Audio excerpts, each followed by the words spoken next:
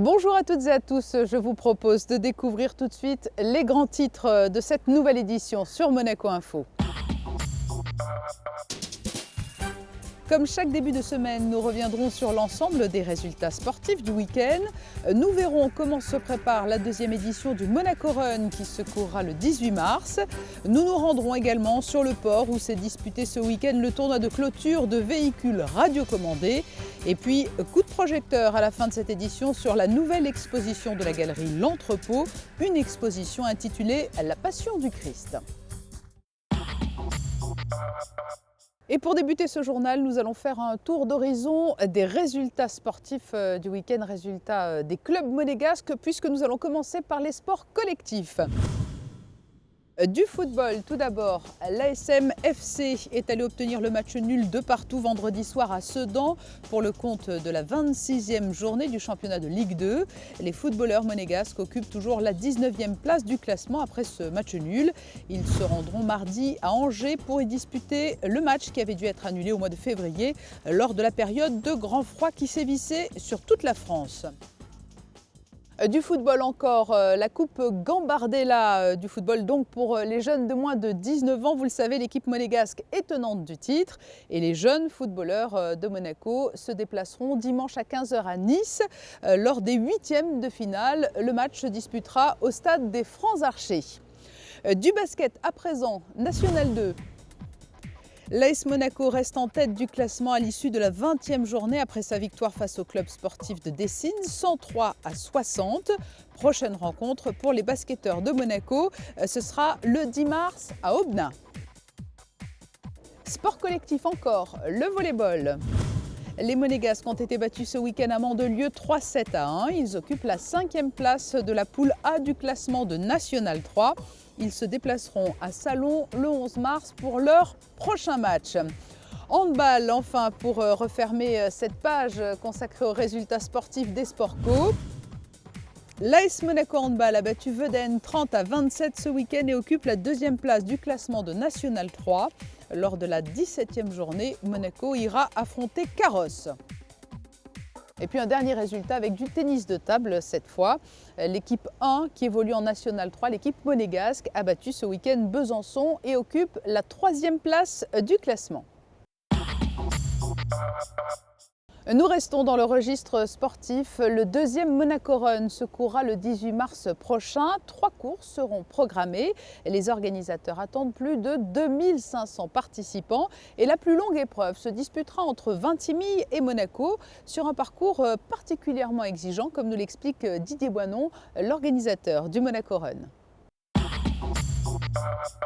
Comme à l'origine le marathon de Monaco et des Riviera. Là par contre avec un départ du centre-ville de Vintimille, on est vraiment sur une course à notre connaissance vraiment unique.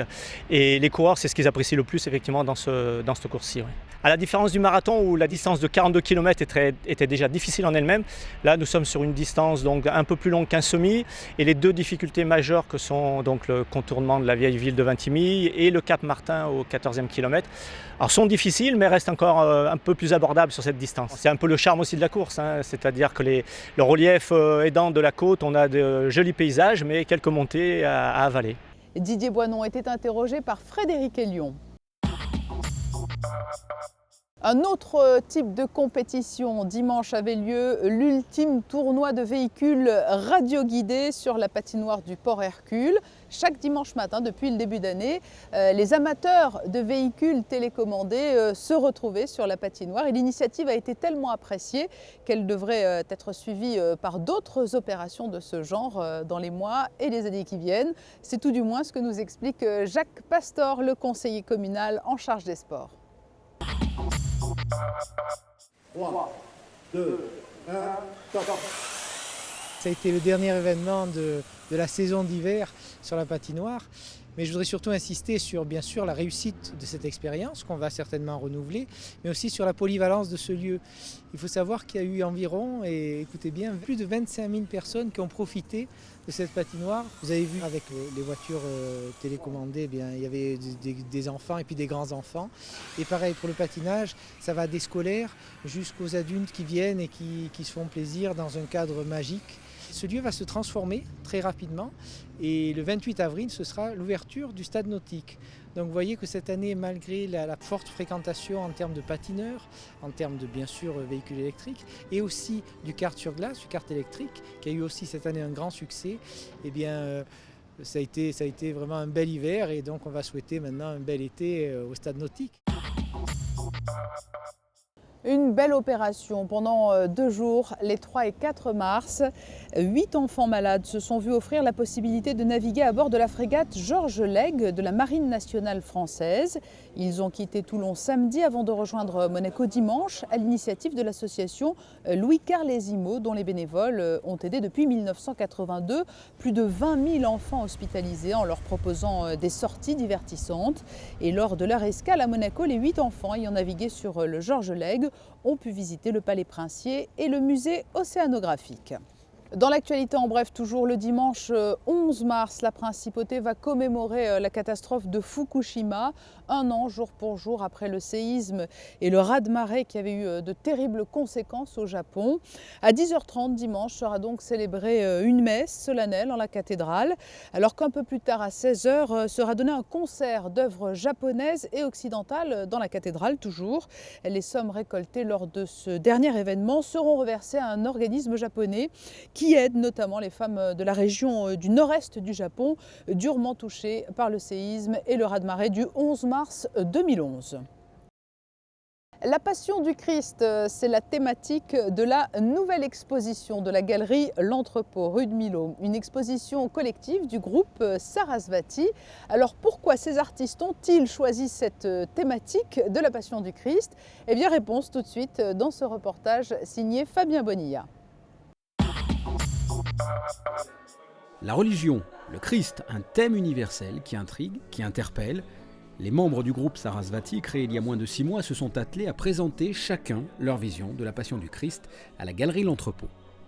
Il est clair que quand je rencontre du monde dans la ville, dans la cité, je dirais, tout le monde est interpellé par ce thème. On a vraiment envie de repenser à Malraux où ce siècle sera religieux, quoi.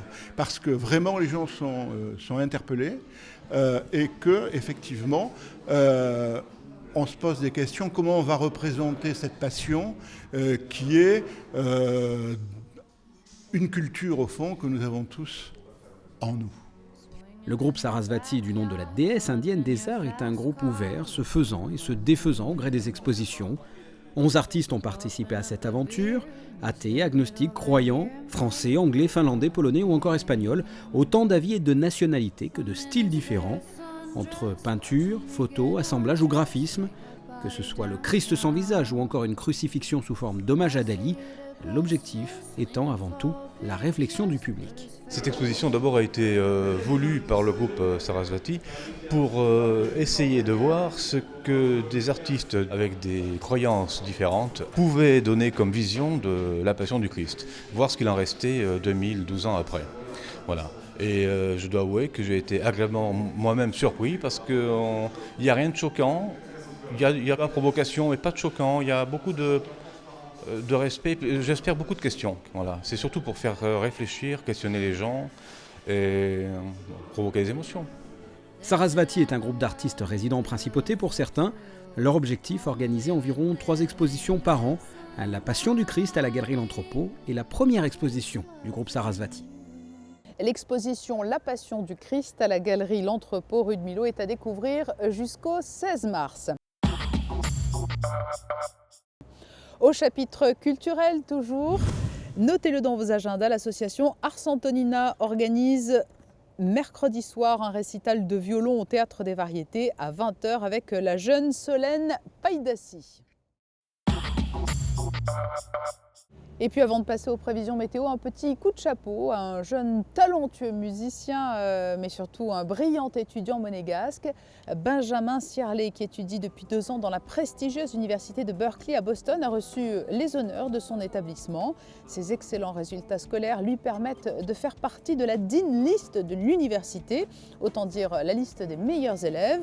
Benjamin suit actuellement un cursus consacré non seulement à la production musicale, mais également au business management contraintes et à la musique pour la télévision et les nouveaux médias. Benjamin a étudié la guitare à l'Académie de musique Régnier 3 dès son plus jeune âge avec Philippe Loli.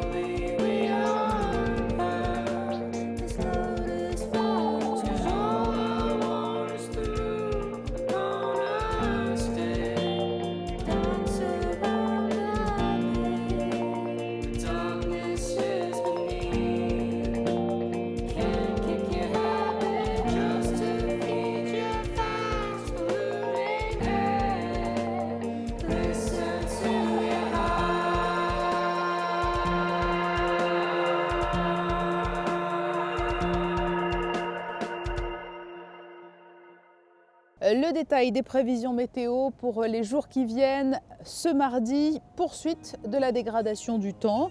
Nuages d'averses et quelques rayons de soleil au programme. Vent modéré, risque de courtes rafales. Le temps va se rafraîchir.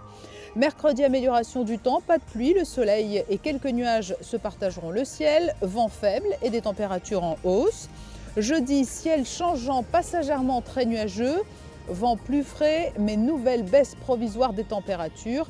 Il fera 9 degrés au lever du jour et 11 degrés au meilleur moment de la journée. Vendredi, enfin, beau temps, nuages discrets, température très fraîche au lever du jour, mais beaucoup plus clémente dans le courant de la journée. Dans un instant, la suite des programmes sur Monaco Info. Bon début de semaine à tous.